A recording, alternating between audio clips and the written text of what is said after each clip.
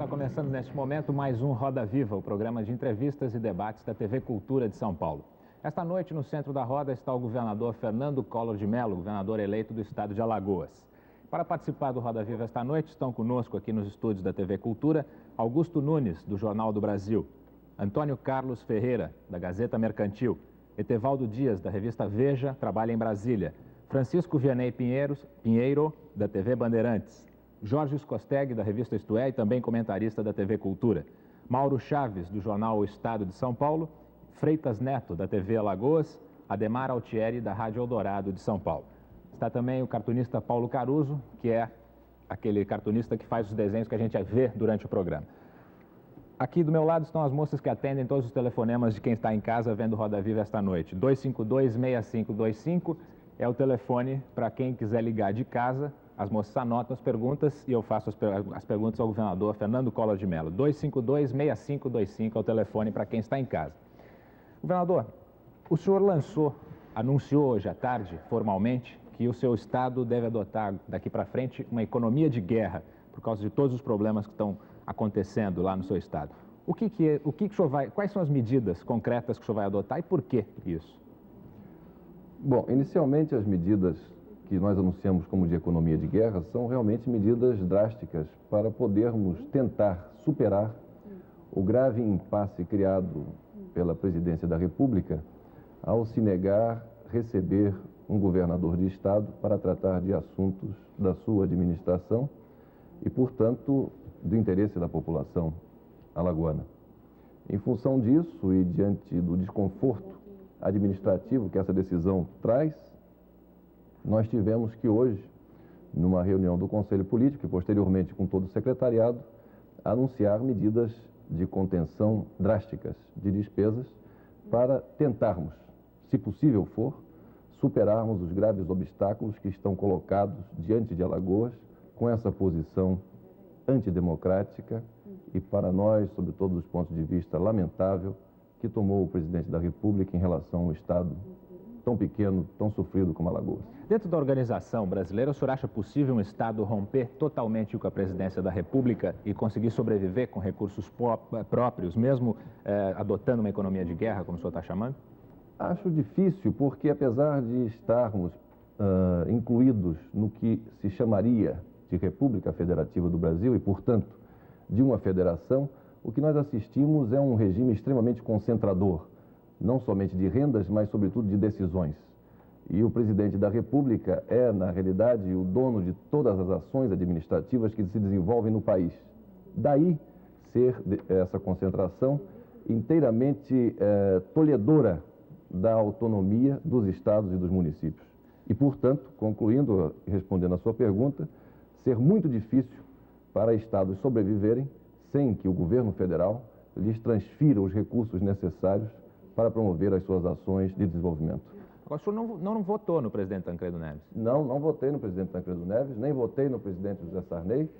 Isso é uma questão que se coloca sempre com muita insistência quando sou entrevistado. Naturalmente, um político jovem e sem uma tradição conhecida pela opinião pública nacional tem que sempre estar explicando as suas posições. Eu sou Nem só os políticos jovens, governador.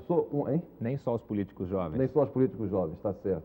Um político jovem no sentido de, pelo fato de não ter uma longa tradição, talvez não tenha uma longa história para contar, né? A minha história é muito simples, quer dizer, eu sou inicialmente um homem comum como qualquer um outro, agora que tenho talvez uma virtude ou um defeito de ser leal ao partido ao qual eu sirvo, de ser leal às pessoas com as quais eu estou convivendo partidariamente e de, sobretudo, nunca falhar com a palavra empenhada. Em função disso, eu adoto as minhas posições e pode ocorrer o que for nessa caminhada, mas eu enfrento com galhardia, enfrento com coragem, com destemor, mesmo se prejuízos políticos ou pessoais tiverem que ser pagos para assumir essas posições. Se o senhor, como governador do estado e pertencendo hoje ao PMDB, através do seu gabinete, se negou de receber os familiares da vítima da Tapera quando companheiros vereadores foram assassinados em São José da Tapera. Só tinha vaga sua agenda estava cheia até o final do ano. Essa pergunta, eu acharia que deveria ser feita ao chefe do Gabinete Civil, porque se alguém for perguntado em Alagoas e for chamado a responder sobre a minha posição em relação à questão dos crimes, todo mundo sabe que eu sou um homem de coragem, que eu sou um homem que enfrenta os problemas e nunca me neguei a receber as vítimas da Tapera. Naturalmente, eles lá chegaram, as vítimas indiretas. Mas essas estão sem ter audiência com o senhor, pedindo em abril, pedindo em maio, e até o final do ano sem conseguir audiência. Não, mas não e consegue, no elenco de talvez, medidas porque... do senhor colocou que uma das medidas moralizadoras é o combate à impunidade e o crime em Alagoas. A começar por um crime tão bárbaro como esse, e as famílias não têm acesso ao governador do seu estado. Eu gostaria de colocar, porque isso pode deixar alguma dúvida em relação ao meu posicionamento. Nós temos lá em Alagoas, como todos sabem, e é normal em qualquer governo, a chefia da Casa Civil que orienta, que ordena o pedido de audiência. Eu devo ter, talvez, solicitações de 100 audiências por dia. Infelizmente, não posso cumprir todas as 100 audiências. O crime a que se refere o vereador foi um crime bárbaro, um crime brutal, que matou, assassinado por balas de mãos assassinas, cerca de 3 políticos do município de São José da Tapera. Nós estivemos, e quem estava lá para enfrentar os acusados ou os supostos mandantes do crime na campanha de 86, fui eu. Quem esteve lá para enfrentar todo o sindicato do crime, fui eu. Quem os enfrentou em 86 e continua os enfrentando, sou eu. Quem teve que mandar reabrir... Quem teve que mandar reabrir o processo de acordo com o que foi prometido em campanha, fui eu. Disse que não podia reabrir o processo, porque estava no superior Tribunal Federal. Acho que o senhor não está nem informado disso. Eu quero informar o senhor, vereador, que me refiro ao processo agora do crime do vereador Luiz Arthur, do PSC. Esse é o suplente vereador. São 11 vereadores assassinados em 4 anos. Veja bem, eu estou há 60 dias no governo do Estado. O vereador vem me cobrar, quer dizer, posições que assumi e vou cumprir, porque todos sabem que eu cumpro, não é? Todos sabem que eu cumpro. Então, vem me cobrando posições a respeito do elucidamento de crimes que ocorreram no passado e que estão devidamente intrincados pela máquina que era utilizada. O seu vice-governador disse que em Alagoas ocorre 1,5 crime por dia depois que o senhor assumiu o governo. Como o senhor explica isso? Vereador, eu quero saber o estado onde não exista crimes. Governador. Quero saber o estado onde não exista crimes. Eu quero saber crimes de fundamentação política, de vinganças, que foram exatamente esses crimes o alvo principal da nossa campanha política. Nós não conhecemos bem o caso que é está sendo relatado aqui, mas de qualquer forma, Alagoas é conhecida no país inteiro pelos crimes. É verdade. Pelo sindicato do crime que existe lá. Qual é a providência que o senhor está tomando para diminuir a criminalidade no estado? Se não me engano, deve ser um dos mais violentos do Nordeste. Alagoas, a par dos inúmeros problemas que possui no campo da educação, que nós somos recordistas, infelizmente, do analfabetismo nacional, problema de saúde, nós somos recordistas nacional de mortalidade infantil. No problema do abastecimento, nós importamos 80% dos produtos agrícolas que nós consumimos. Alagoas se notabilizou também por ser um estado violento, por ser um estado em que os problemas de ordem pessoal fossem resolvidos ou seriam resolvidos com o esforço pessoal até chegar à utilização de armas para resolver esses mesmos problemas. Tudo isso fazia parte de um sistema de poder. Alagoas, o poder era sustentado pelo sindicato do crime de um lado, pelo poder econômico mal orientado do outro, pela contravenção do outro. E o que ocorreu foi que nesta eleição de 86, o que é inegável, nós recusamos todo e qualquer tipo de acordo com essas forças. E nós lutamos, o poder econômico daqueles mal orientados. o poder econômico na sua globalidade. Mas poder econômico em Alagoas são os usineiros, né? Sim, mas tem também os outros, tem outros grandes industriais, tem aqueles que não produzem o açúcar, mas produzem a cana. Tem os poderosos do polo cloroálcool químico. Então, nós prometemos de lutar contra essas estruturas. E estamos lutando. Apenas 12 anos ou mais de poder praticado em cima dessas estruturas, é difícil, em 60 dias, nós resolvermos, nós equacionarmos, nós extirparmos todos esses males. O senhor já recebeu alguma ameaça de morte, não? Eu não gostaria de colocar nesses termos, porque essas ameaças acontecem, mas em nenhum momento serei eu que as irei colocar, porque eu não quero parecer que estamos fazendo jogo de cena. O fundamental é que nada disso me atormenta, nem me amedronta. Nós estamos da mesma maneira que começamos a lutar contra os desmandos, contra a corrupção, contra a questão, contra a questão de todos os modos que nós estamos assistindo. Isso é que é o importante. Nós começamos a trilhar o caminho. E com 60 dias, eu acredito que hoje o saldo positivo que o governo de Alagoas apresenta é reconhecido por toda a opinião pública nacional. Eu gostaria de voltar um pouco à questão do colégio eleitoral. O senhor estava dizendo que votou em Maluf porque ficou dentro da sua linha partidária. No entanto, a gente sabe que se não fossem os dissidentes, não teríamos eleito Tancredo Neves num colégio eleitoral, já que se foi obrigado a ir ao colégio eleitoral, se não houvesse dissidência, não seria eleito Tancredo Neves. O que impediu o senhor, então, de se unir a esses dissidentes? O que me impediu, fundamentalmente, foi um compromisso partidário. O que me impediu foi aquela cena tragicômica, que pelo menos eu assisti, como todos, de verificar aqueles políticos que se mantiveram indefinidos até a hora soar e mostrar que a candidatura do ex-presidente Tancredo Neves seria vitoriosa no colégio eleitoral. Enquanto não houve a definição final, não sei se vocês se recordam, por parte do Supremo Tribunal Federal, dizendo que não haveria ou não seria cobrada a fidelidade partidária no colégio, até aquele momento, a eleição estava indefinida. A partir daquela decisão é que nós começamos a ver essa cena tragicômica de todos, dos trânsfugas, passando para o outro lado. Daqueles que esperavam até o último momento para ocupar um lugar no barco vencedor. Mas mesmo que país nós teríamos hoje, então, na sua opinião, governador, se Paulo Maluf fosse o presidente? Não tenho ideia, porque isso seria um exercício que nós talvez não chegássemos a uma conclusão definitiva. Mas, fundamentalmente, você voltaria a votar no Paulo Maluf? Nós temos, se as condições fossem as mesmas de 85, eu voltaria a votar no Paulo Maluf. Os interesses do país estão acima dos interesses partidários. O senhor achava naquela ocasião que Paulo Maluf era a melhor solução para o país e não Tancredo Neves? Veja bem,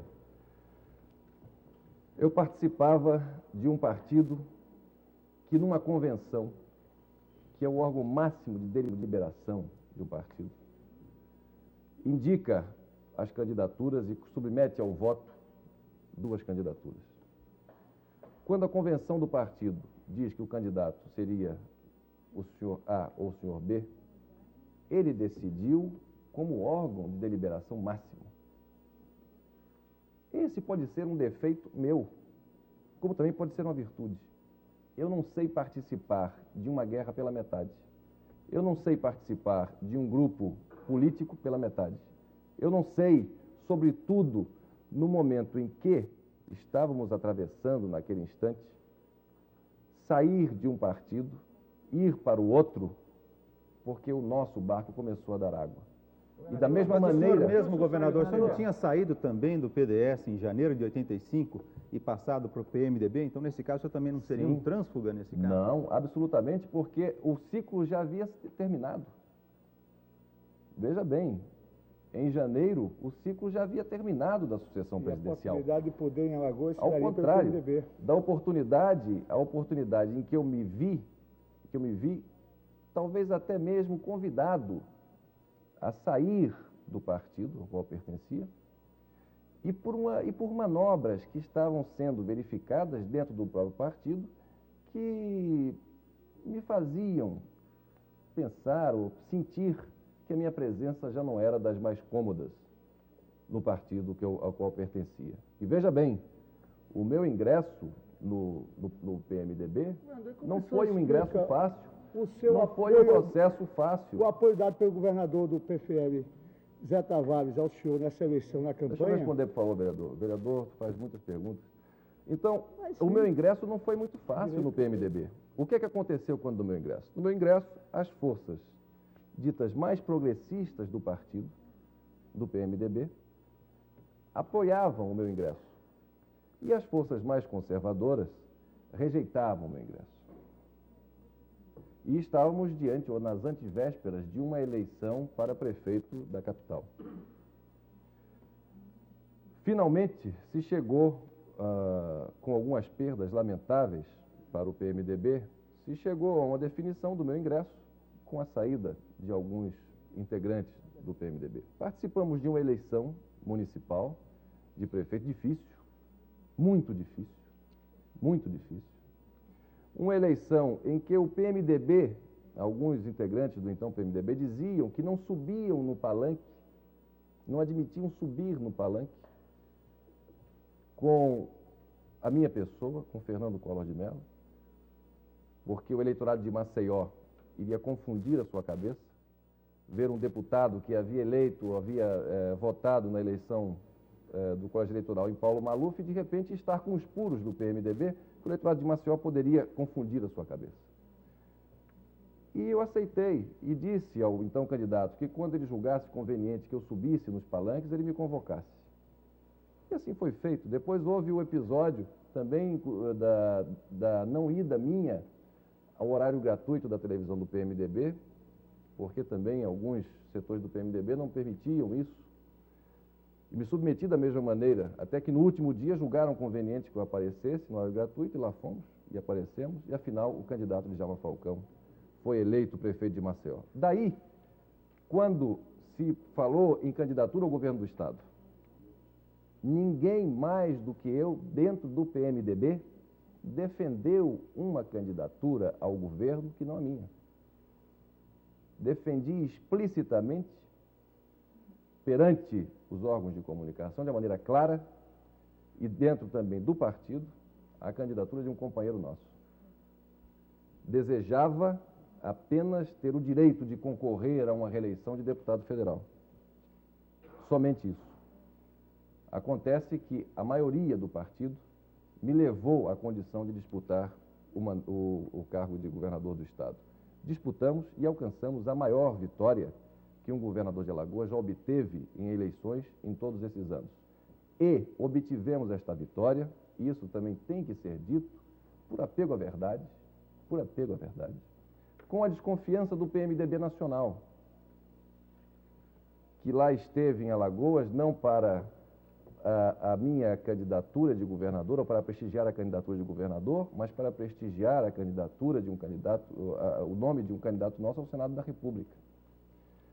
Fui candidato contando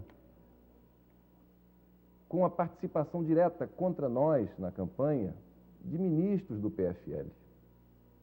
Enquanto ministros do PMDB não foram a Alagoas para defender a candidatura de governador, ministros do PFL lá estiveram e utilizando de todas as armas, as legais e ilegais, as morais e as imorais, para tentar deter o avanço do desejo popular.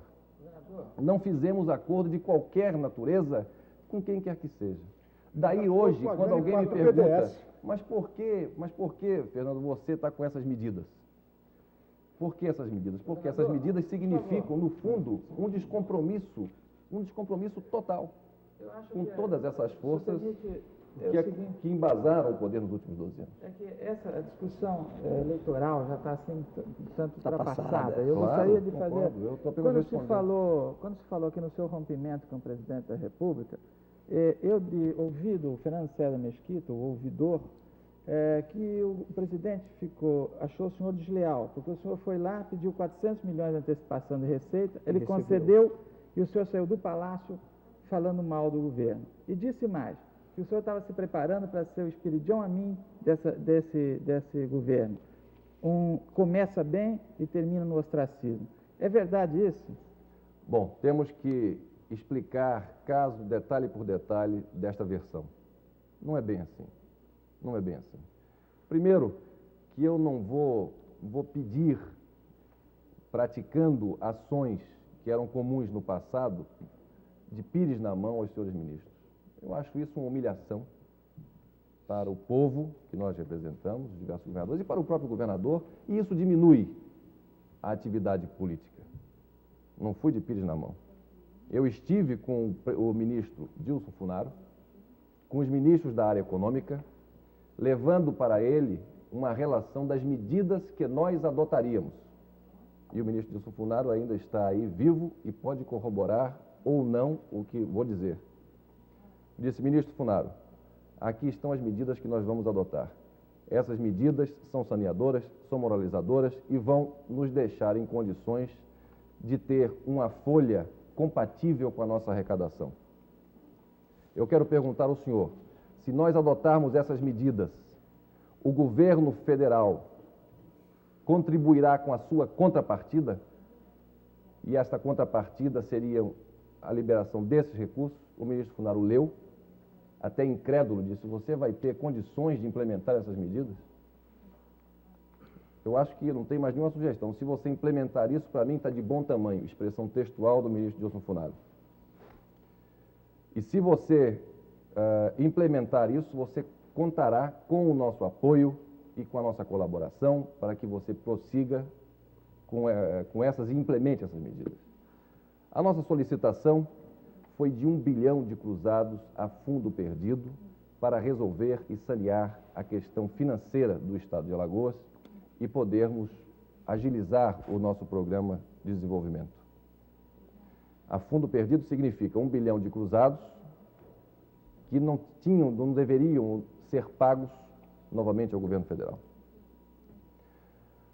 De 1 bilhão de cruzados a fundo perdido, o que nós recebemos foi a autorização para contrair empréstimos de 400 milhões de cruzados, 200 no Banco do Nordeste, 200 no Banco do Brasil, a juros de 17% ao mês. Nós fomos e falava isso com o ministro, o senhor está nos empurrando novamente para taxas de mercado e nós não teremos condições de cumprir com esta obrigação no futuro muito próximo. E o ministro disse, em situação de emergência, governador, é isso que nós podemos lhe dar. E o senhor, por favor, veja aí se pode fazer isso para que depois voltemos a conversar. Isso depois das medidas implementadas, medidas essas que também disse ao ministro na primeira conversa, que se nós não implementássemos aquelas medidas em 48 horas depois de tomar posse, que ele se desobrigaria em relação a Alagoas. Agora, e nós adotamos essas medidas, então não foi autorização do presidente da República para que fosse isso, sobretudo porque há um detalhe que se esquecem de colocar, lamentavelmente, o Palácio do Planalto ligou para o Banco do Nordeste para inviabilizar a operação de 200 milhões de cruzados de empréstimo para Alagoas. Quem ligou? Do Palácio do Planalto, não sei a pessoa, mas ligou para o Banco do Nordeste perguntando, vocês estão liberando ou fazendo um empréstimo de 200 mil cruzados para o governador de Alagoas, para o governo de Alagoas? Estamos. 200 milhões de cruzados. Estamos, não, porque não é para liberar, e os recursos já haviam sido liberados. Quer dizer, então, não há isso. E se deslealdade for você fazer as críticas dentro dos parâmetros que a educação permite, então, eu não vejo qual o motivo por que haver tanto espanto. O que eu me permito, minha gente, o que eu me permito é talvez falar com um pouco mais de calor. Com um pouco mais de calor. O meu temperamento determina dessa maneira. Agora, em momento nenhum, uma atitude menos respeitosa ou menos respeitosa para com o presidente da República, ou seja quem for. O senhor disse que não tem medo. Agora, eu conheço, já estive com o senhor em Brasília e o senhor, mesmo em Brasília, anda acompanhado de um segurança, de um guarda-costas. O senhor tem medo? Não é segurança, não é guarda-costas, Edevaldo. Isso vocês sabem. O governador, quando ele anda, quando ele sai, ele tem que, é o protocolo, eu não sei, tem que andar com um oficial de gabinete, o não, chefe. Eu falo segurança mesmo, governador. Não tem segurança. Eu mesmo aqui, eu estou aqui com o coronel, que é o chefe do gabinete militar, e com o tenente oficial de gabinete. Eu não ando com segurança. O pessoal inventa muito isso. Não, governador, é porque na redação da revista, quando o senhor foi, ficou alguém na porta da revista armado até que o senhor saísse. Armado? Sim. O pessoal, quer dizer, o militar deve andar armado, eu não sei. Acho que ele está achando, diante do Estado, ele está achando pouco um. Ele Talvez talvez dois. Talvez fosse para eliminá-lo, mas estava... Não. É que o militar, como todos nós sabemos, o militar, ele anda. Fardado. Ele anda. Sim, porque quando ele não está no serviço oficial, é permitido ao militar não andar fardado. Entendeu? Ele anda tem uns alamares que eles andam e tal. É toda uma mística disso. Né? A próxima pergunta vem do Vianney Pinheiro, mas antes de colocar a pergunta dele, tem uma pergunta de um telespectador, o senhor Rubens Riberti Júnior, daqui do bairro do Jabaquara. Ele fez o telefonema quando o senhor estava tocando a questão de por que ter votado em Paulo Maluf, e então ele pergunta o seguinte, ele quer saber como é que o senhor votou na questão das diretas já. O senhor foi contra ou a favor das diretas já na votação? Fui favorável e votei pelas diretas já. Como votei a favor ou contra os decretos salariais daquela ocasião, não é? Em que o presidente do nosso partido, de então, era o presidente José Sarney. E, infelizmente, também eu não pude concordar naquele momento, porque achava que as diretas, como acho que as eleições diretas, são a melhor maneira, a melhor forma, a forma mais democrática para que a sociedade se encontre, isso que vem dizendo tanto, tem que se encontrar o Estado com a nação. Pois é, para que haja esse encontro, nada melhor do que este remédio que cura tudo, que é a participação popular, votando numa eleição direta para presidente da República, o que todos nós estamos ansiosos para fazer.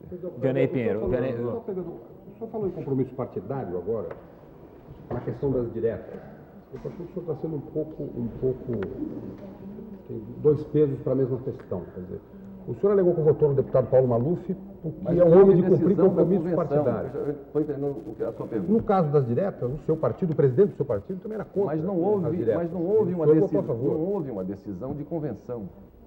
Vocês se recordem que a questão das eleições diretas dividiu muito o partido, dividiu bastante toda a sociedade. Quer dizer, o senhor acha que vai muito aí uma questão meio de normas e burocracia? Não é de norma e burocracia, é a questão de você seguir o órgão maior do partido, deliberação maior. Você não pode fugir sob pena de, então, não pertencer àquele partido, e aí vem toda uma questão de filosofia das instituições democráticas nesse país, dos partidos, que na realidade não tem nenhuma base ideológica, e daí a falta de consistência desses partidos, a não ser a questão de um PT, que tem uma certa característica, os partidos comunistas, mas o restante não. Então, na questão das eleições diretas, o partido se dividiu inteiramente a ponto de não se conseguir reunir em convenção para deliberar sobre esse assunto. O que eu não aceitei é que quando viessem dizer, deputado, eu gostaria que o senhor votasse pelas eleições indiretas. Eu digo, o senhor me desculpe, mas se essa é uma posição que a cada um caberá tomar de acordo com a sua consciência, sem que haja uma determinação de convenção partidária para isso, órgão máximo de deliberação de qualquer partido, eu vou seguir o caminho que melhor me aprover, que melhor a minha consciência indicar.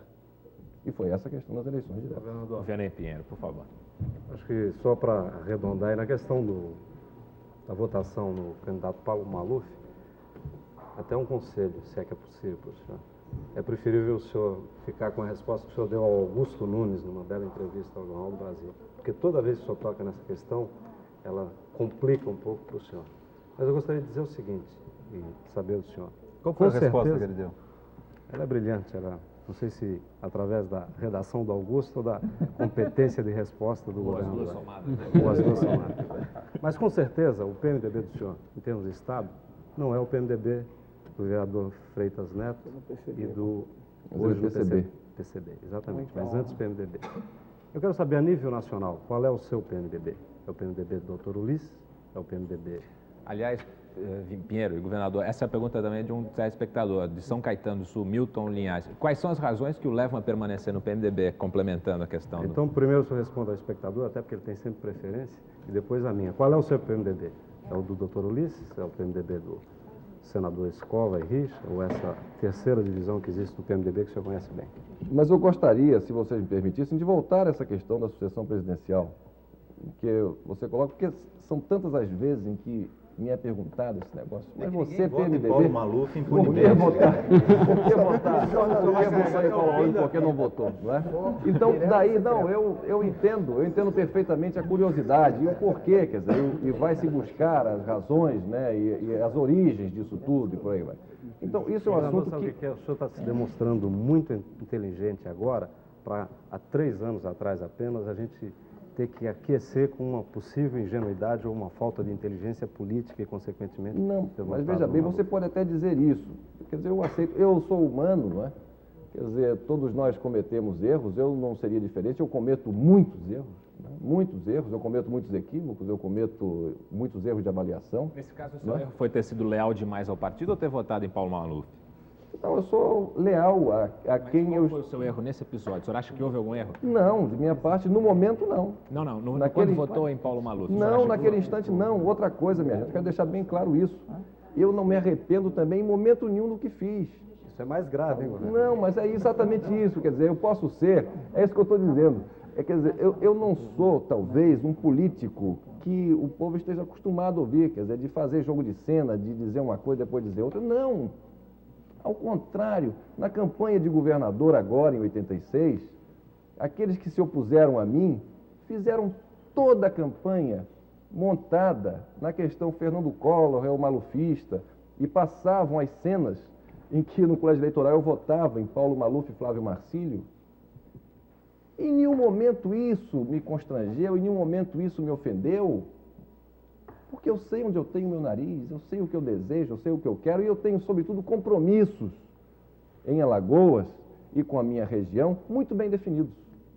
Então, em nenhum momento eu me atrapalho, em nenhum momento eu posso até, enfim, dependendo do tempo que é da conversa que nós tenhamos, a gente chega e, às vezes, pronuncia uma frase mais feliz ou menos feliz, mas, enfim... Está tudo dentro desse mesmo tom. Agora, a pergunta... político antigo, governador. Hein? O senhor ainda tem algumas reações de político antigo. Há pouco, por exemplo, o senhor rifou o seu chefe de gabinete civil para responder uma pergunta do Freitas Neto. Não foi rifar dele, e não marcou a audiência. Foi, olha, eu estou dizendo... Podemos dizer, então, que a culpa não é do presidente Samir. Não, mas não é. Minha gente, peraí, vamos esclarecer isso. Vamos esclarecer isso. Peraí, quando se pede audiência, vocês são jornalistas, né? Vocês, às vezes, desejam falar com o governador, vamos supor aqui de São Paulo. Aqueles que não tenham, talvez, um contato direto com o governador. Vocês falam com quem? Com o assessor de imprensa, com o chefe da Casa Civil ou com outro secretário. Mas isso é normal, minha gente. E é normal o chefe do gabinete dizer não, por exemplo. No caso, realmente a pergunta cabe. Se o Marco Maciel, como inimigo político do senhor, na região do Nordeste, não pudesse também ter dispensado a entrevista. Não, quer dizer, é isso que eu estou dizendo a você em relação ao ex-chefe da Casa Civil. Eu não posso julgar porque eu não tenho elementos para tal. Eu não tenho elementos para tal. E no caso do presidente Sarney, eu tenho elementos para julgar e fazer um rompimento? Não, minha gente, quem sou eu para romper com o presidente da República? Quem sou eu para romper? Eu quero dizer a vocês o seguinte, se algum rompimento houve, se quiser entender este episódio extremamente desagradável ocorrido entre o Planalto e o governo de Alagoas e o povo alagoano, se quiser ver nisso um rompimento, vai se verificar que esse rompimento partiu de uma ação antidemocrática, me permitam, mas eu julgo antidemocrática esse ato do presidente da República, de depois de marcar uma audiência que eu não solicitei, foi ele quem marcou, desmarcar sem a menor explicação, a não ser a de que estaria recebendo naquele instante o ministro Bresser Pereira para tratar de assuntos de interesse maior da nação. Qual é o seu PMDB? Foi o que eu perguntei. Bom, então a questão do PMDB. O PMDB hoje, ele vem atravessando uma fase dificílima.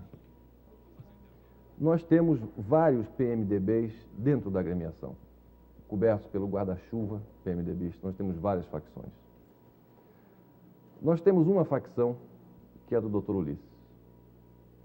Sem dúvida nenhuma, ao Dr. Ulisses, todas as honras, todas as homenagens, todo o reconhecimento, não somente dos PMDBistas, mas desta nação, pelo excepcional trabalho que ele desenvolveu ao longo da sua carreira política.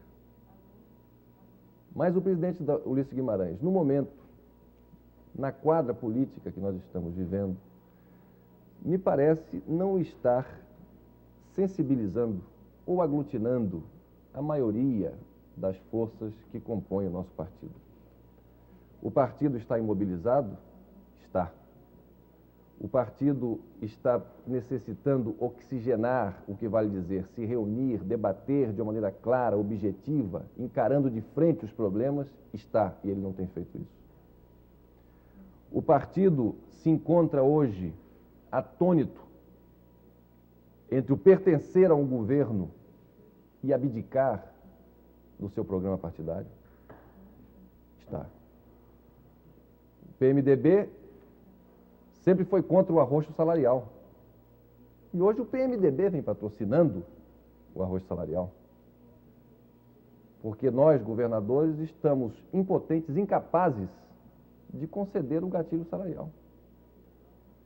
O governo federal, já que ele tem a máquina de emissão de moeda, se atingiu o índice de 20%, houve o acionamento do gatilho, imediatamente é mandado pagar os 20%. E nós? Veja a distorção do processo. Ao mesmo tempo, a questão econômica, que dizem, não, a condução da economia brasileira é patrocinada pelo PMDB. Muito bem, e se é patrocinada, como é que nós podemos aceitar que se encontre nesse ponto os índices inflacionários ou a taxa de juros?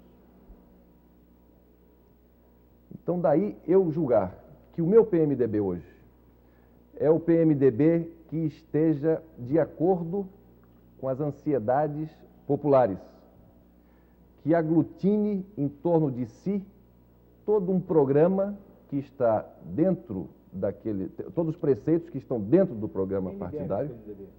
Hein? Quem lidera esse PMDB? Acredito que, no momento, aquele que aglutine, que é o fator gregário de junção dos PMDBistas, hoje é o senador Mário Covas. Sem nenhum demérito para a figura do Dr. Ulisses Guimarães, que tem ainda um papel muito importante a desempenhar na política nacional. Governador, eu queria pedir a sua licença, nós vamos fazer um rápido intervalo, pedir licença de vocês todos também, a gente volta daqui a pouquinho. Até já.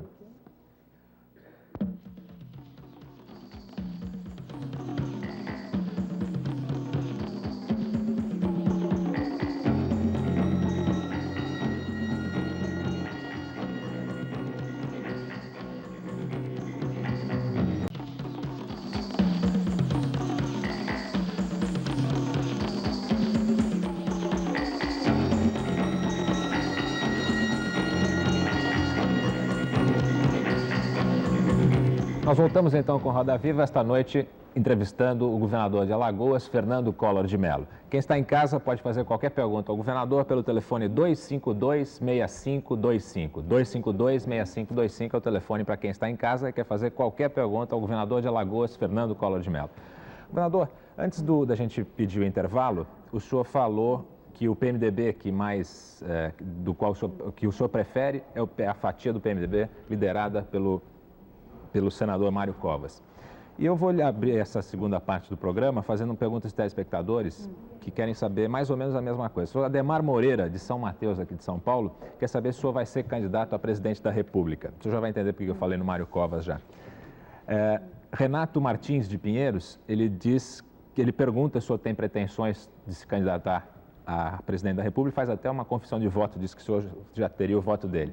E a terceira pergunta é do senhor Saliel dos Santos, Parque São Lucas, que faz a seguinte pergunta. O senhor está tentando resolver os problemas do povo alagoano ou está jogando medidas populistas para futuras eleições, como, por exemplo, uma possível candidatura como vice-presidente do candidato à presidência da República, Mário Covas? Deixa eu só fazer a reação antes da resposta do governador, dizendo que não vale, sobretudo porque é um político jovem, dizer que ao terminar o governo vai para casa e que o seu sonho foi governar Alagoas. Isso tinha outro governador que falava muito isso, né? Então, por isso daí a citação de Mário Covas. Pois não. Bom, inicialmente eu gostaria de agradecer essas manifestações de apreço que é feita, ou que são feitas não a mim, mas ao meu estado, Alagoas, e dizer fundamentalmente que é o que eu desejo, ou o que eu venho demonstrando, pelo menos, que estou desejando fazer, é corresponder à votação que recebi e ao mandato que o povo alagoano me outorgou. Ficava inteiramente impraticável governar o estado de Alagoas com um estado inteiramente aniquilado por administrações que não se preocuparam rigorosamente em resolver, talvez, o problema da população, mas sim, talvez, por um erro grave, beneficiar o seu grupo político ou os seus apaniguados. Então, essas medidas não são eleitoreiras, até porque elas conspiram, em alguns instantes, contra a popularidade local do político. E, em alguns momentos, nós temos que abrir mão dessa popularidade. Em alguns momentos, nós temos que abrir mão da consulta constante às pesquisas de opinião pública para adotarmos medidas que, eventualmente, sejam antipopulares. Se nós podemos perder popularidade de acordo com o desenrolar dos acontecimentos políticos, nós não podemos perder em momento nenhum a nossa credibilidade. E o que eu estou realizando no governo de Alagoas é rigorosamente aquilo que eu prometi em praça pública. Parece-me que não, governador. Rigorosamente, o que eu disse na praça pública é aquilo que nós estamos fazendo agora. Poderia dar um exemplo? Agora mesmo, estou vindo de Maceió, como o senhor está vindo de Maceió. Há uma manifestação dos servidores públicos estaduais em que um dos seus assessores, não adianta declinar o nome, que tem um diagnóstico de cardiopatia congênita e é marajá, e é assessor do senhor como governador, saiu correndo do funcionário público, que ele não podia nem correr tanto, porque quem tem cardiopatia congênita não pode correr, que pode ter um infarto correndo. Até 21 anos ele tinha que operar, sendo chamado de ladrão pelo funcionalismo público. Diante de um funcionalismo que tem 66.373, que ganha até 5 salários mínimos, 51.152. O senhor colocou que, ao representar o Superior Tribunal, queria acabar com os marajás. Em compensação, que é uma medida acertada, os marajás diminuíram os seus salários. O funcionário público foi prejudicado com isso, não teve o gatilho disparado, está em greve hoje em Maceió. O senhor disse que acabaria com a aposentadoria precoce, o senhor assinou um ato aposentando um militar da polícia, aposentando ele precocemente. O senhor condenou a aposentadoria de um coronel também, que tinha sido aposentado precocemente por outro governo. Como o senhor explica? O senhor faz o que eu digo, não faço o que eu faço? Engraçado isso. Bom, eu teria que primeiro, me permita, vereador, lhe fazer um desafio. Eu gostaria que o senhor me trouxesse onde consta que esse assessor a que o senhor se refere é assessor do governo do estado de Alagoas. Primeiro ponto.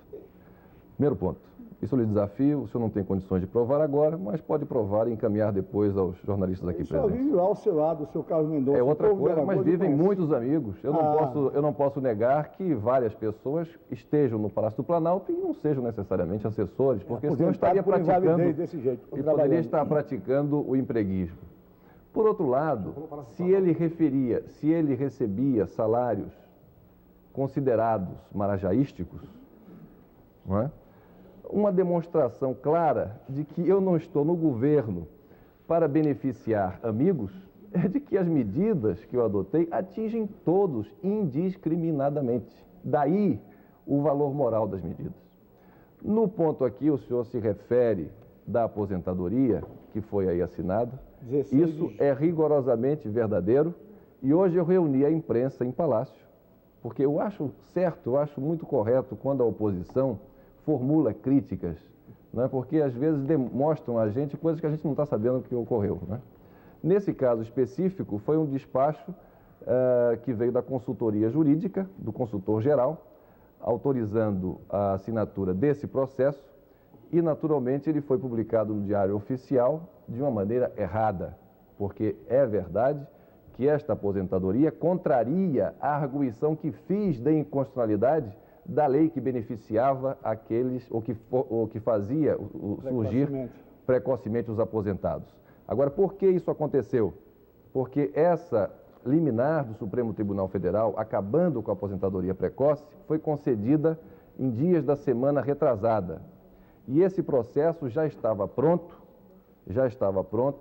antes da concessão dessa liminar. Ou seja, antes da liminar, a lei estava válida. E mesmo que eu estivesse arguindo contrariamente à sua constitucionalidade, ela era uma lei e era uma lei válida. Então, isso foi por erro incluído no expediente e publicado no Diário Oficial. Mas amanhã, no Diário Oficial de amanhã, estará sendo publicado a revogação deste ato em que erroneamente foi aposentado um militar. Ele não respondeu ao telespectador, como disse o Pinheiro. Qual foi o telespectador? Tem que ter toda a nossa atenção. A pergunta é se o senhor é candidato, se o senhor está fazendo jogo de cena, porque quer ser candidato? Não, absolutamente, eu não sou. Fundamentalmente, eu não sou essa. Candidato. Eu não sou. O senhor se referiu ao Palácio do Governo de Alagoas, o senhor o chamou de Palácio do Planalto. É porque o Planalto está me dando tanta preocupação nesses últimos dias que talvez eu tenha realmente cometido, me desculpe. Mas não sou candidato, eu tenho um interesse muito grande de fazer um bom governo, porque acho que, além de estar lá representando o meu partido, representando um conjunto de forças que me permitiram chegar ao governo, acho que represento lá uma geração, porque se cheguei aos 37 anos de idade ao governo do Estado, foi porque, naturalmente, o povo assim desejou, mas fundamentalmente porque uma geração se expressou claramente e desta maneira. Então, eu não posso errar, eu não posso falhar, eu preciso realizar, junto com os meus companheiros, um governo correto, um governo objetivo, um governo que esteja muito sintonizado com as aspirações populares. E é isso que nós temos procurado fazer. Agora, realmente, não sou candidato nem à presidência da República, nem muito menos à vice-presidência da República. Governador, eu acho que muitas questões aqui dizem respeito à confiabilidade, no sentido de que o que o senhor foi e o que o senhor é. A história do Maluf, que ninguém vota no Maluf impunemente. Quando eu vejo que o senhor hoje está se notabilizando muito com medidas positivas, combate aos marajás, ganhou no Supremo, medidas administrativas de contenção, etc., há uma informação de quando o senhor era prefeito de Maceió, na última semana, o senhor contratou 3.000 funcionários novos, na última semana. E, quando numa entrevista, o senhor justificou essas contratações, dizendo que, por força de ter que inaugurar uma obra por dia, não teve tempo de ler e assinou apenas um papel onde havia 16 nomeações e preencheram o resto. Bom, é verdade isso aí, vocês sabem que todo político, né, sempre tem alguns pontos que são repisados. Esse episódio das contratações, até hoje eu venho pagando por isso, né? Como em 82, paguei... Também ninguém assina um papel em branco impunemente. Não, mas não foi papel em branco. Eu não assinei, veja bem, eu não assinei papel em branco. Mas colocaram nomes... Não. Olha, essa questão... Ninguém deixa espaço em branco. Ninguém deixa espaço em branco. Essa questão particularmente, ela foi colocada durante um debate em que travei com os dois candidatos, outros ao governo do Estado. E naquele instante eu entreguei toda a documentação que comprovava a fraude havida e, naturalmente, a minha isenção total daquilo que havia ocorrido. E deixei à disposição dos jornalistas presentes que coordenaram o debate, para todos aqueles que quisessem ter acesso a essa documentação. Então não há nada o que esconder. Rigorosamente, o que aconteceu foi de que houve uma autorização minha em 3 ou 4 processos para contratar um número X de funcionários. E constava a minha assinatura dando autorização para aquela contratação. Foram, de janeiro a maio, 420 funcionários entre professores, serviçais e merendeiras. A fundação só tinha 500 funcionários até quando ele chegou lá. E depois que ele saiu, ficou com quase 6.000, 7.000, 5.000. Eu me permito refutar os dados do vereador, Porque, como todos vocês estão vendo, há uma certa indisposição dele em relação a essa questão, e não é verdade. Mas eu também o desafio, não criou os marajás municipais da mesma maneira, eu gostaria de desafiar o senhor a provar o que acaba de dizer. Tem um cópia assinada pelo senhor. Não é das leis, eu quero que o senhor me prove. Tem cópia das leis antes das leis, me prove que havia 500 funcionários. Essa fraude, o senhor quem entende de fraude. Me prove. Fez a fraude. Bom, mas respondendo a sua pergunta, então, autorizei aquelas contratações e o que fizeram. Não foi porque houve a questão da inauguração de uma obra por dia, porque isso foi apenas uma coincidência, não é? Agora, o que houve? Dentro desse processo, onde constava aquela folha de ofício em que eu autorizava a contratação daqueles números X de funcionários, sem a minha assinatura, inseriram várias outras folhas com relação de nomes e funções, como continuação daquele ofício, como se a minha autorização da primeira folha fosse válida para todas as outras folhas supervenientes. Qualquer rubrica? Sem qualquer rubrica, com máquinas datilográficas diferentes, com papel de qualidade diferente. E o que eu fiz foi solicitar, na oportunidade, que houvesse um inquérito administrativo para apurar a responsabilidade daquilo que havia ocorrido. Falsificação desse inquérito Falsificação. Você anulou as nomeações imediatamente? Jamais. Não, eu já tinha deixado a Prefeitura de Maceió. Isso foi realizado no final da minha administração, no final do período em que eu cumpri como prefeito de Maceió este mandato para ser candidato a deputado federal. Exigiu inquérito policial no Ministério? Veja bem. Então, isso foi colocado de uma maneira muito clara. Inclusive, me contrapus ao prefeito que me substituiu e que demonstrou não desejar apurar em nenhum instante aquilo que havia ocorrido. Criou-se uma situação, a situação de que o Fernando teria contratado aquele número enorme de pessoas. Eu pedia esta apuração da fraude, eu pedia a abertura de inquérito administrativo. Isso não era feito. Inclusive, essas pessoas que estavam ainda presumivelmente passíveis de serem contratadas, porque elas não tiveram a sua carteira assinada, foram sendo chamadas à prefeitura, vinculando a assinatura desta carteira profissional a se votar num outro candidato, o deputado federal, que não era eu. Enfim, foi uma campanha terrível e, apesar de toda essa campanha, apesar de ter um governo desfavorável a mim, a nível estadual, de ter um governo municipal me hostilizando como candidato, de ter os candidatos majoritários com as suas preferências particulares por candidatos a deputado federal A e B, eu alcancei, fui o deputado federal mais votado do Estado, o mais votado em Maceió, na capital, com toda essa campanha e com toda essa crítica, o mais votado em Maceió, o mais votado no interior e o mais votado do Estado de Alagoas. Então, eu acredito, eu estou dizendo isso apenas para demonstrar a vocês que toda essa armação que se fez contra a minha candidatura em 82 não foi seguida pela população de Maceió. Governador, por falar... Que é a população eleitoralmente, quer dizer, com conhecimento de causa. E que, portanto, ao me consagrar como deputado federal mais votado dos dois partidos, fez com que todos nós víssemos da maneira clara que eu não tivera nenhuma participação naquele processo. Por falar em fraude, queria falar de uma fraude mais presente. O jornalista Jânio de Freitas denunciou na Folha de São Paulo uma fraude envolvendo a ferrovia Norte-Sul.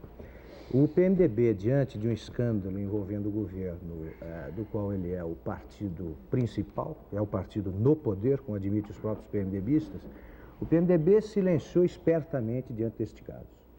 Já o governo se mostrou espertamente falante para justificar esse caso e também as empreiteiras envolvidas no escândalo têm se mostrado bastante loquazes ultimamente.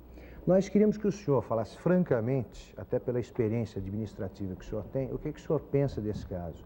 Foi um escândalo, houve corrupção, propinas rolaram. Eu queria que o senhor dissesse aos telespectadores e a nós, evidentemente, o que o senhor pensa do caso da ferrovia Norte-Sul. Inclusive, eu gostaria de aproveitar a oportunidade e parabenizar o jornalista Augusto Nunes pelo seu artigo no Caderno B de domingo passado sobre esse episódio. Como cidadão, e como integrante do PMDB, eu só tenho a lamentar que isso tenha ocorrido. Sobretudo porque eu não vi do partido, né, uma manifestação clara a respeito do assunto. Primeiro porque nós poderíamos discutir a oportunidade desse investimento, como aqui já foi colocado, nós poderíamos discutir a viabilidade técnica deste investimento ou deste empreendimento nos níveis em que estava sendo discutida a questão da Ferrovia Norte-Sul. De repente, vem o terceiro argumento, que eu não digo que faltasse, mas que veio corroborar toda essa dúvida, que foi a inviabilidade moral da obra. Eu não saberia dizer, porque é uma afirmação que poderia ser confundida como uma acusação, mas é algo que nós temos que pensar, refletir bastante. Do que houve, do que está envolvendo a construção dessa ferrovia. A Folha de São Paulo, numa reportagem extraordinária, que marca a alta qualificação do jornalismo brasileiro, denuncia de uma maneira muito clara que houve essa fraude. Senão, o jornalista, acredito, não seja possuidor de um poder premonitório tal, que pudesse, com alguns dias de antecedência, saber, inclusive, a questão dos lotes a quem caberia. Até a exclusão, se não me engano, de um lote 4A ou 5A, que não havia o lote, ele lá estava. Eu acho, então, que isso é um motivo suficiente, ou são esses três motivos suficientemente fortes, para justificar, por parte das autoridades competentes, uma posição clara a esse respeito, uma intervenção definitiva em torno dessa ferrovia Norte-Sul. Sobretudo porque nós não estamos em condições, o Brasil não se encontra em condições de caixa de gerar um investimento dessa natureza. Sobretudo quando nós estamos verificando que parte desses recursos seriam desviados do Fundo Nacional de Desenvolvimento. E esse Fundo Nacional de Desenvolvimento é constituído pelo compulsório, por aqueles outros impostos que estão sendo impostos a nós brasileiros, com a alegação de que esses recursos servirão para investimentos que gerem dividendos a curto prazo. Dividendos, leia-se, emprego, renda, desenvolvimento. Se já ficou verificado que para cada 100 cruzados que se investir na ferrovia, ele somente vai dar retorno nos próximos 10 anos de 93 cruzados, é lógico que não é viável tecnicamente. Se nós verificarmos também que o traçado da própria ferrovia vai isolar todo o Nordeste litorâneo, porque vai haver um novo fator de indução numa região onde não existe nada, entenda-se, onde sequer pode se plantar alguma coisa devido às condições do solo. Então, daí nós questionarmos e daí eu achar que esta ferrovia, acredito que o presidente da República teria um grande gesto para com a nação brasileira, cancelando de uma vez por todas, anulando de uma vez por todas a ideia de se construir essa ferrovia. O senhor, como político, como é que explica a decisão do político José Sarney de construir essa estrada? Por que ele quer essa estrada? Não entendo. Eu, se estivesse no lugar de Sua Excelência, eu pensaria 10 vezes antes de formular essa ideia de construir uma ferrovia como a Norte-Sul, sobretudo no momento em que nos encontramos. E todos nós sabemos também que essa ferrovia não ficará apenas nos limites dos 2 bilhões e 500 milhões de dólares, porque não há nenhum investimento feito neste país em passado recente que, observado o orçamento inicial, tenha cumprido com esse orçamento inicial. Nós temos aí vários exemplos de Itaipu, de Tucuruí, de tantas outras, da Rio Santos. Quer dizer, essas grandes obras que, orçadas em X, chegaram ao seu final com um preço muitas vezes decuplicado. Então, acredito que seria o momento em que o próprio Ministério dos Transportes aconselharia ou poderia aconselhar o presidente a não realizar esta obra, mostrar a sua inoportunidade, mostrar a série de dúvidas que pairam sobre a sua moralidade, o que já inviabiliza de pronto, no meu entender, e dessa maneira fazer com que nós fiquemos menos apreensivos com a aplicação dos recursos públicos. Governador. Pinheiro, por favor. Vamos esperar que a profecia do presidente Sarney não se confirme, que o senhor não vire um Esperidião Amin, ou seja, governador jovem que aparece na cena política nacional e depois não desabrocha, quer dizer, vira uma função de fogos de artifício numa noite de chuva, né? Eu sou um sujeito jovem, uma pessoa com ideias que já conquistam a essa altura alguns segmentos aí da população, veja aí até os paulistas já querendo votar no senhor para presidente, né? Mas um pouco da cabeça das pessoas se conhece pelo passado. Então eu vou instigá-lo mais uma vez com uma questão. Consta que nas eleições municipais passadas, o conglomerado de empresas de comunicação da qual a sua família é proprietária em Alagoas teria procedido de maneira incorreta em alguns episódios. Um deles particularmente chama atenção, que durante alguns momentos da campanha eleitoral gratuita, a TV Gazeta, que é de propriedade da sua família, teria simplesmente cortado a participação do candidato que não tinha o seu apoio. Eu quero que o senhor responda se isso é verdade. Pois não. E se, em sendo verdade, se o senhor prefere acompanhar o grande escritor Pedro Nava, que dizia que a experiência passada é um farol que alumia para trás só. Não, de jeito nenhum. Bom, sobre essa questão de passado, eu gostaria de fazer algumas reminiscências, não é? Deixa eu fazer só uma pequena observação antes do senhor responder. A gente, alguns de nós aqui, inclusive eu particularmente, trabalho em televisão há algum tempo. Eu acho que uma das coisas que o senhor precisa aprender com alguma rapidez é ser um pouco mais objetivo no raciocínio. Senão o senhor fica discursando, torna chato, o espectador termina ficando eu realmente desatento. confesso a vocês é uma coisa importante para o senhor. que não tenho essa experiência e talvez com o desejo de explicar bem, deixar bem claro as coisas, eu me estenda além do limite e quero pedir desculpas a vocês se isso os cansa ou os incomoda. Não, mas nessa nós, questão, ao espectador. Pois não, e ao telespectador exatamente que eu peço, também transmito as minhas desculpas. A questão a que você se refere, fica difícil para mim responder porque eu não tenho conhecimento. Eu não participei disso, não sei se houve, não me chegou aos ouvidos nenhuma denúncia de que isso estaria acontecendo, nem na ocasião. Não me lembro de ter ouvido denúncia nessa questão. E acho difícil que isso tenha ocorrido.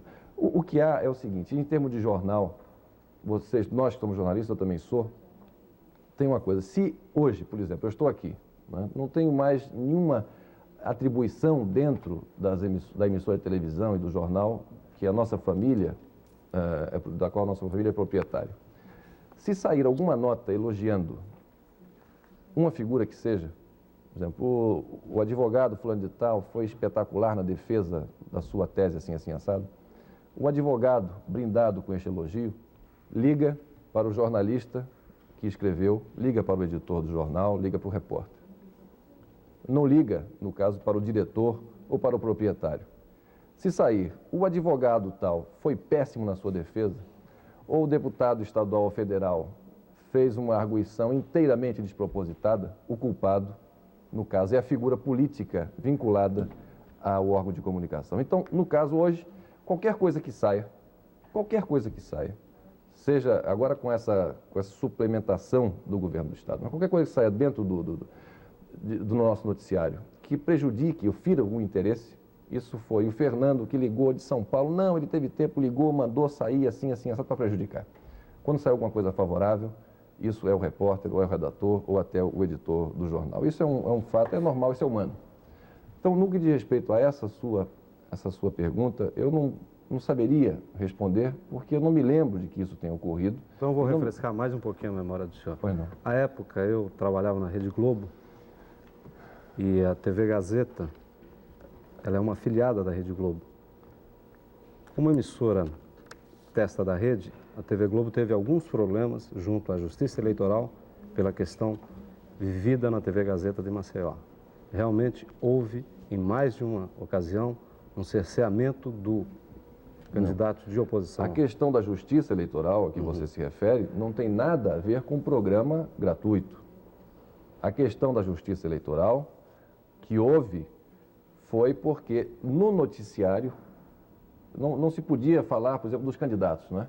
O candidato não podia falar ou não podia, enfim, exprimir a sua opinião. Mas nada dizia que o candidato não pudesse aparecer calado, a imagem do candidato.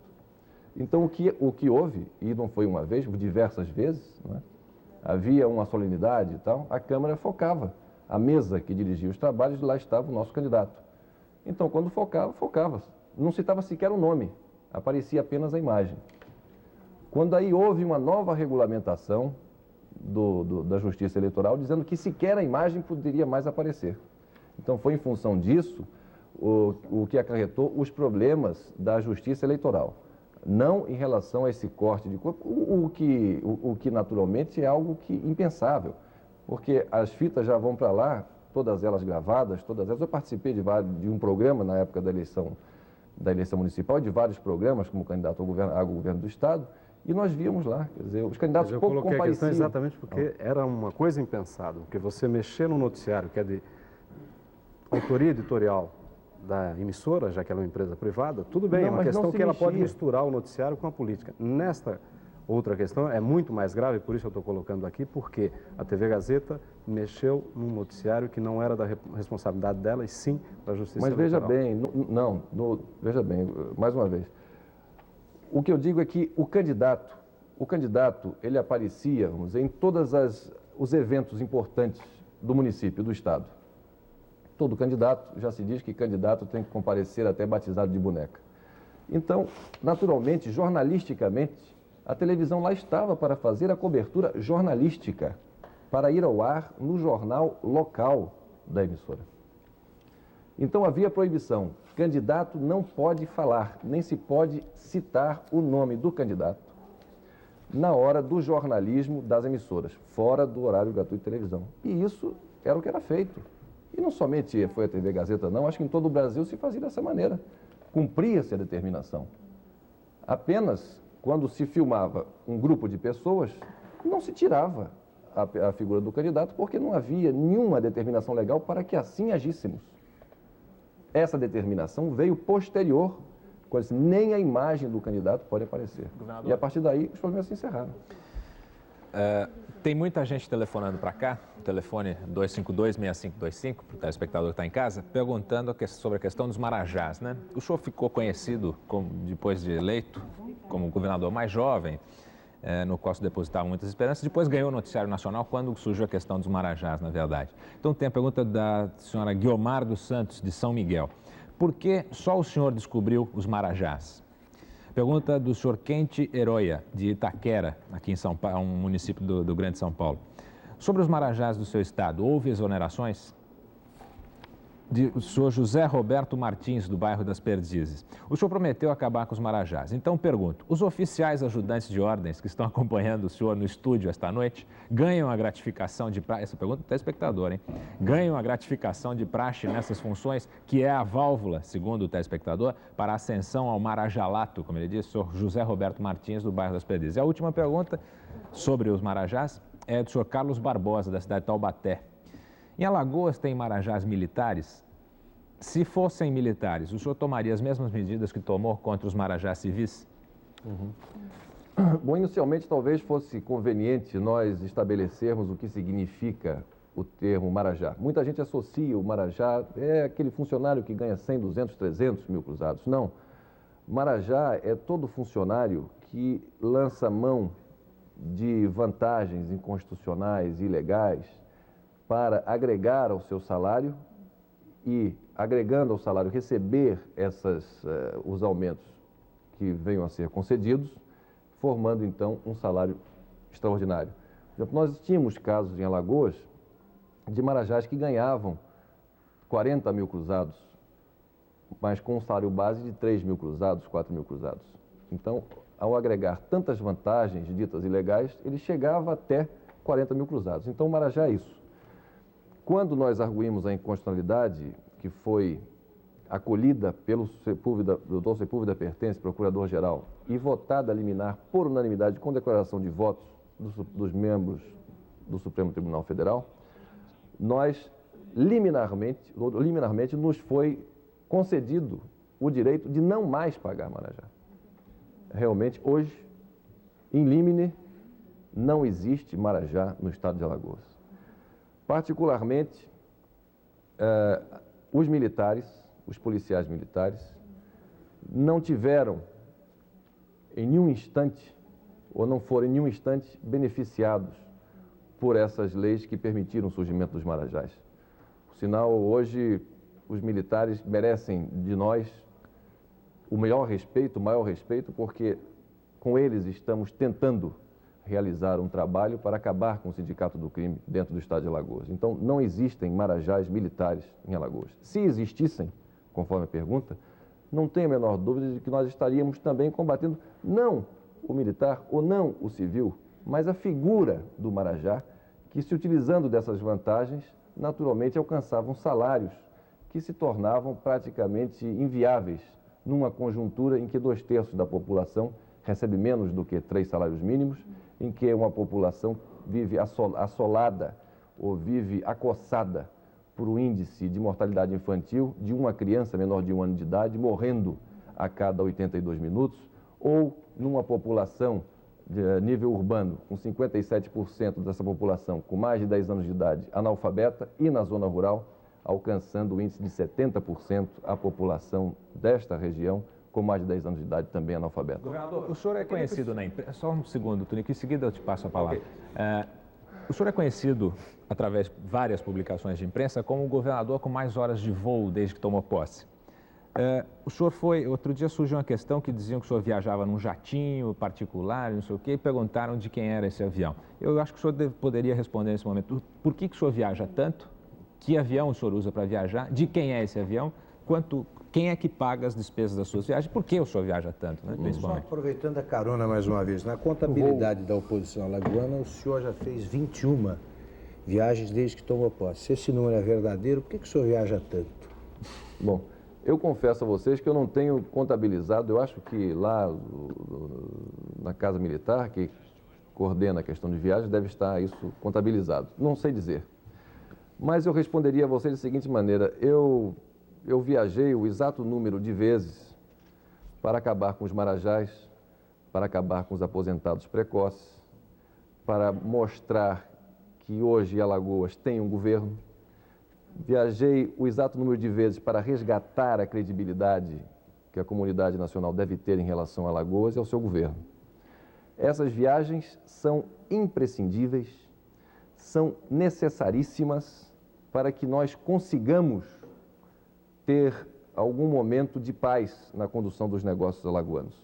Porque o modelo econômico, como aqui já foi colocado também, que hoje nós estamos vivenciando, é extremamente desconfortável para os estados e municípios.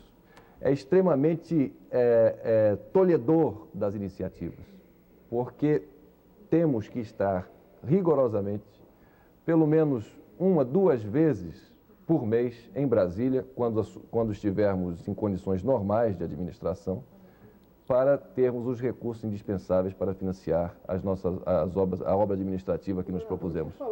É fundamental nos Estados Unidos, né? Para buscar recursos.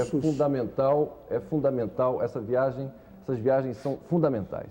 Estava no Brasil. Essa questão a que se refere o vereador é o seguinte: nós temos hoje, e outro ponto que eu gostaria. Na terra dos mineiros, outro ponto que eu gostaria de colocar aqui, que é muito importante, que é o meu questionamento em relação à postura do presidente da República em relação ao Nordeste.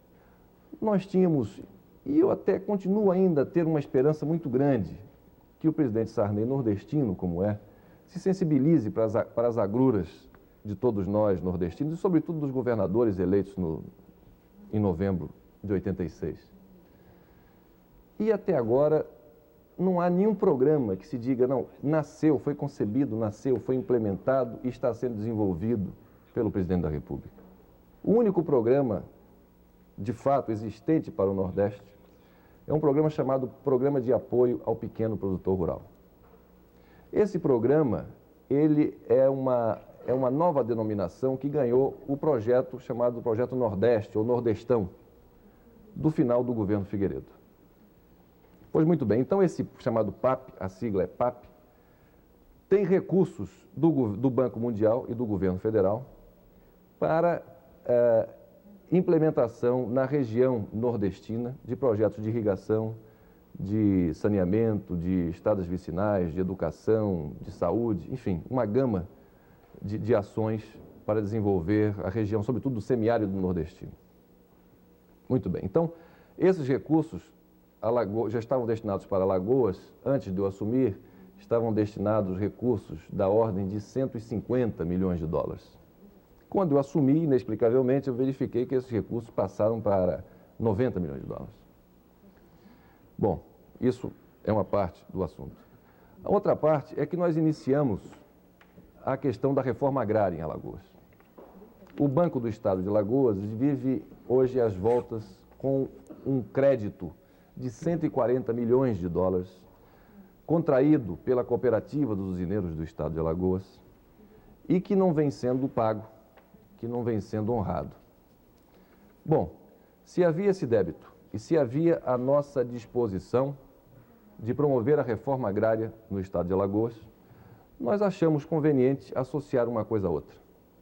Até como um modo de viabilizar o resgate dessa dívida, nós aceitamos, o Banco do Estado, recomendei ao Banco do Estado que aceitasse receber como pagamento de parte desta dívida de terras dos senhores usineiros da cooperativa dos usineiros. Havia apenas um problema. Com essas terras, o que fazer para dar a emissão de posse e para desenvolver essa área com os lavradores que nós ali iríamos assentar? O Estado não tinha dinheiro. O Estado não tinha condições de fazer isso. Então surgiu a oportunidade, quando nós lançamos essa questão da reforma agrária, quando aqui veio uma equipe do Banco Mundial para analisar os investimentos que estavam sendo feitos em conjunto com o governo federal, eles ouviram o noticiário e ficaram curiosos por saber esse nosso programa, em que consistia. Nós então colocamos para eles o programa e solicitamos apoio para que recursos fossem destinados à Zona da Mata, que é uma região diferente daquela que já está sendo beneficiada pelo PAP, que é a região do semiárido.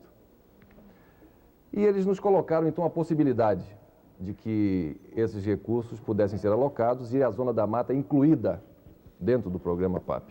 Eu não entendi bem. Essas terras, que seria dado em ação, em pagamento pelos usineiros, isso. Havia um investimento do Estado com financiamento do Banco Mundial nessas terras, que com certeza são terras, inclusive, vizinhas de outras usinas, é isso?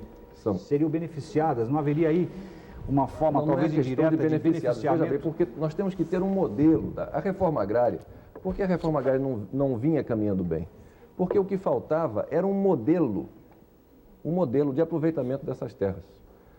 Quer dizer, essas terras que estão sendo hoje recebidas pelo Banco do Estado como parte do pagamento da dívida contraída pela cooperativa dos usineiros... O governo já tem quanto de terra nas mãos para fazer a reforma agrária?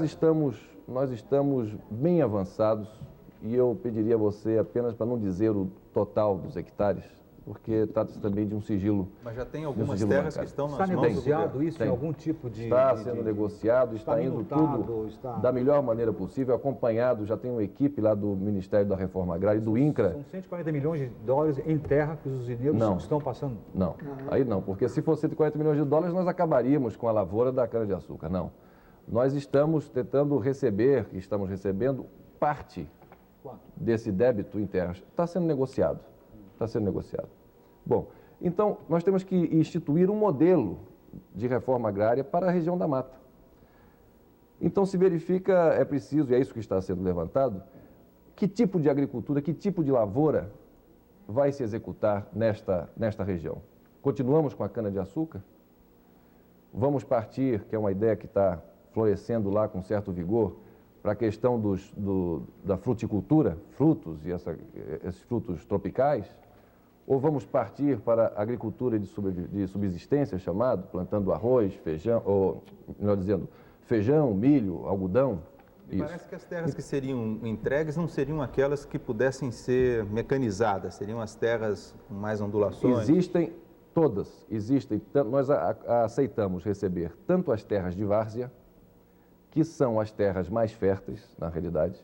Toda a várzea é mais fértil do que a grande planície.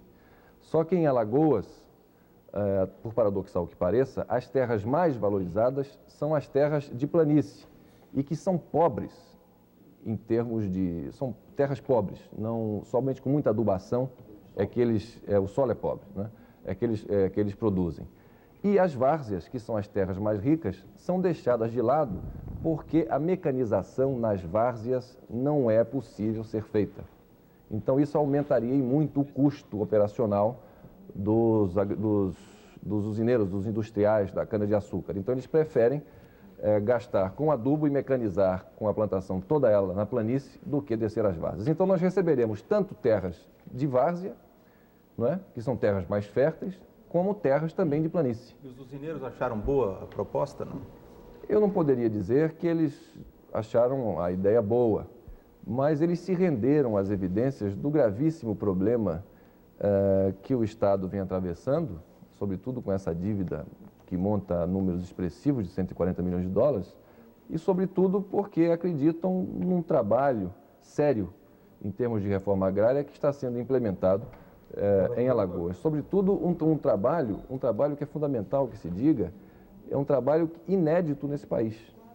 E é um dos pontos de que eu me orgulharei do nosso governo se nós chegarmos ao final já desse ano com algo a mostrar à opinião pública nacional. Agora, esse seu projeto de reforma agrária tem recebido algumas críticas, inclusive do INCRA, porque ele, de certa forma, beneficiaria os usineiros na medida em que eles se livrariam de algumas dívidas, encheria o Banco do Estado de títulos da dívida agrária, porque essas terras seriam adquiridas a preço de mercado. Quando a reforma agrária é feita pelo INCRA, é feita segundo interesse social. Olha, o INCRA, até onde eu sei, o INCRA vê com muitas restrições esse projeto de reforma e teria, inclusive, se recusado, a, de certa forma, a participar dele, ou não manifestado interesse. Eu acho que há algum equívoco, porque ainda na quarta-feira passada eu estive com o ministro Dante de Oliveira, né, tratando com ele desse assunto. Na semana anterior esteve lá o seu secretário-geral e assinamos um protocolo de intenções em relação à questão da reforma agrária. Ao contrário, nós estamos lá com a equipe do Ministério da Reforma Agrária e do INCRA, em Alagoas, trabalhando. As terras serão adquiridas a preço de mercado? Bom, se for a termo de mercado, hoje, para nós, seria excelente para o Estado, porque o preço de terras hoje em Alagoas vem caindo assustadoramente. Né? Então, a avaliação... Um minutinho, por favor. A avaliação dessas terras, ela será feita pelo Ministério da Reforma Agrária. Antes da avaliação, o que está acontecendo agora em Alagoas? Eles estão destacando as terras que vão oferecer como parte do pagamento. Então, eles oferecem, as terras são essas. Então, está lá o Ministério da Reforma Agrária, o pessoal do INCRA, que vai ver as terras em loco e verificar se essas terras são realmente boas para a finalidade a que nós nos propomos ou não. Então, eles vão dizer, essa serve, essa não serve, essa serve, essa não serve, essa serve. Então, das que servem, pronto, essas aqui servem. Então, vamos fazer a avaliação. O Estado não vai interferir em momento nenhum na avaliação dessa terra. Quem vai dar o preço é uma comissão do Ministério. Empréstimo? Hein? Essas terras foram dadas como aval, como garantia de empréstimo? Algumas podem até ser dadas. Esse detalhe assim eu não sei. Pode até ser dado. Se fala muito, por exemplo, o seguinte, eu como um cidadão comum, quer dizer, esses usineiros têm uma dívida há muito tempo, por sinal. Quer dizer, eu como cidadão comum, se compro uma geladeira e não pago as minhas prestações, chega um determinado dia, vai lá alguém, um oficial de justiça, e me leva a geladeira embora. Sem dúvida. Sem avaliar se ela vale mais ou menos do que eu paguei ou do que eu devo. Sem dúvida. Então, por que todo esse... É tanta negociação. É tanta negociação, senhor, que se trata de uma questão tão simples. Ou seja, o usineiro não pagou, perdeu a terra. Vou chegar lá. Então, só terminando essa primeira parte da avaliação, para deixar bem claro, quer dizer, a avaliação ela vai ser feita pelo Ministério, por técnicos do Ministério da Reforma Agrária, INCRA, por técnicos do Banco do Brasil, aqueles fiscais que sabem a questão da terra, o preço da terra, porque vão fiscalizar a boa aplicação dos empréstimos que são feitos, e do Banco do Nordeste. Então, é essa comissão que vai dizer quanto vale aquela terra. O que a comissão disser como valor real daquelas terras será o valor pelo qual o Banco do Estado receberá essas terras e abaterá da dívida dos usineiros. Aí você pergunta, mas por que essa questão de não cobrar logo tudo? Primeiro, se nós fôssemos cobrar os 140 milhões de dólares de imediato dos usineiros, porque tudo isso não está vencido. É bom também que se diga que esse total não é dívida totalmente vencida. O débito é de 140 milhões de dólares, mas vencido devemos ter aí uma soma realmente alta, eu pediria a vocês para não dizer, mas uma soma alta, uma soma elevada. Bom, mas vamos supor que tivesse tudo vencido. Se nós fôssemos receber com base somente nos bens pessoais dos senhores industriais, esses não seriam suficientes para cobrar essa dívida. Nós teríamos então que pegar as terras que hoje estão com cana-de-açúcar plantada e que produz o açúcar e o álcool que transforma Alagoas no segundo produtor nacional desses dois produtos e que é a base de 60% da nossa economia. Então, esse ponto nós não poderíamos fazer. Mas no caso presente, em que somente parte da dívida está vencida e, portanto, alvo de uma negociação para encontrarmos uma forma de acertar o pagamento. Há uma comissão interministerial nomeada pelo Presidente da República, formada pelos Ministérios da Área Econômica, inclusive Indústria e Comércio, para avaliar a situação do setor no país, em todo o Brasil. Todos nós sabemos que a cana-de-açúcar, que a agroindústria, sempre foi um setor monopolista, ou seja, preços administrados, é o Estado, é o governo central que administra a comercialização do produto. E, portanto, se ela administra, se ela que compra, ela também dá os recursos necessários para ampliação, modernização, ampliação do parque açucareiro. Se isso fosse verdade, se esses recursos todos tivessem sido aplicados rigorosamente como manda o figurino, nós teríamos um outro quadro, talvez mais agradável. Mas, infelizmente, maus empresários desviavam parte desses recursos. E, então, algumas usinas, algumas indústrias se tornaram inteiramente obsoletas, porque não acompanharam o ritmo de modernização exigido para o seu parque industrial. Então, isso fez com que houvesse uma dívida monstruosa.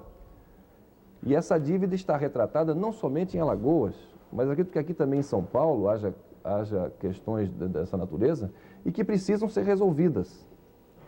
Então, nessa comissão interministerial que foi formada pelo Presidente da República, que me parece já está com o seu relatório pronto, vai se verificar até que ponto, novamente, o governo federal vai trabalhar pelo saneamento financeiro do setor. Governador, e dentro só um minutinho, dentro desse saneamento financeiro do setor, eu já soube que vai ser exigido uma desmobilização por parte daqueles industriais que estejam com débitos para dar a sua contrapartida nesse processo de saneamento financeiro. E é esta contrapartida que nós estamos inicialmente obtendo através das terras, que vai servir para essa outra nossa iniciativa, que é o Programa de Reforma Agrária no Estado. Governador, nós estamos quase terminando o programa. A próxima pergunta vai ser do Vianney Pinheiro, da TV Bandeirantes. Mas o senhor não me disse de quem é o avião que o senhor usa para viajar e por que é que ele é tão bom amigo assim? Bom, o avião que eu uso para viajar é do empresário Luiz Estevão de Oliveira Neto.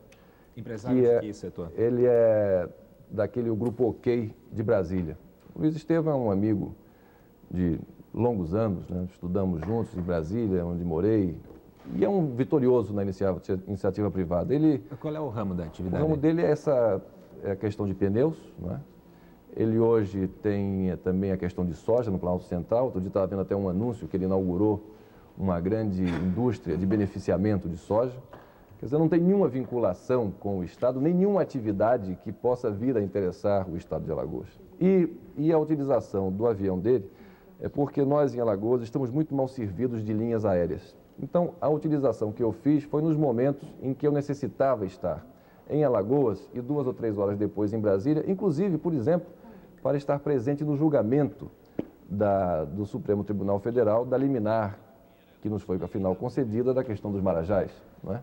Para tratar de assuntos inadiáveis, por exemplo, como da implantação no nosso polo cloroálcool químico de Alagoas, de uma unidade de MVC e PVC, que é a indústria que vai fechar o ciclo. Governador. Que é a indústria que vai fechar o ciclo. Governador, eu estou com um problema que é de horário. Eu me considero satisfeito com a resposta. Queria que o senhor respondesse a pergunta do Vianney Pinheiro, por favor, que é, por favor, a última do programa. Televisão, rapidinho. O seguinte, o senhor está resolvendo tão bem essa questão que já derrubou o ministro, até presidente da República, a reforma agrária. Eu perguntaria, sim ou não só? O governador Tasso Gereissati não topou ir para o Ministério da Fazenda. O senhor toparia ir para o Ministério da Reforma Agrária? Sim ou não? Sim. Ok. Rapidamente, eu falo um nome e o senhor diz uma palavra ou uma frase curta. Teotônio Vilela. Filho ou pai? Pai. Pai. Grande figura humana. O pai, seu, senador Arnon de Mello. Um dos homens a quem eu mais admirei na vida e continuo admirando pelos exemplos que ele deixou. Paulo Maluf.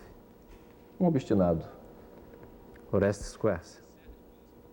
Demonstrou qualidades ao vencer um pleito eleitoral em São Paulo quando ninguém acreditava que isso ocorresse. Miguel Arraes. Um mito. Presidente Sarney.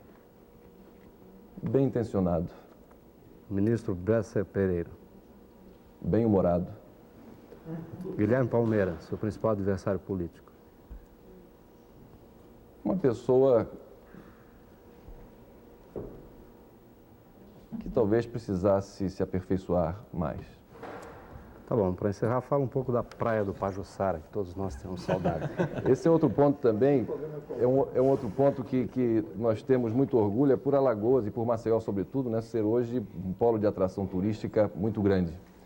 E, sem dúvida nenhuma, ficamos muito felizes porque o presidente da Embratur elegeu Alagoas, e particularmente Maceió, como sede de um projeto piloto que a Embratur iria realizar para o turismo no Nordeste. Então, nós estamos aí com algumas ideias, acredito, baseado em muita esperança, sobretudo, mas de fazermos de Alagoas um polo turístico mais importante do Nordeste. Governador, agoniado, nós ficamos só com a ideia de voltar à praia. Todos nós.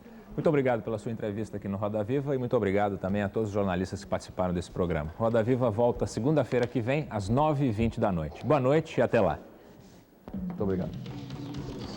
Obrigado.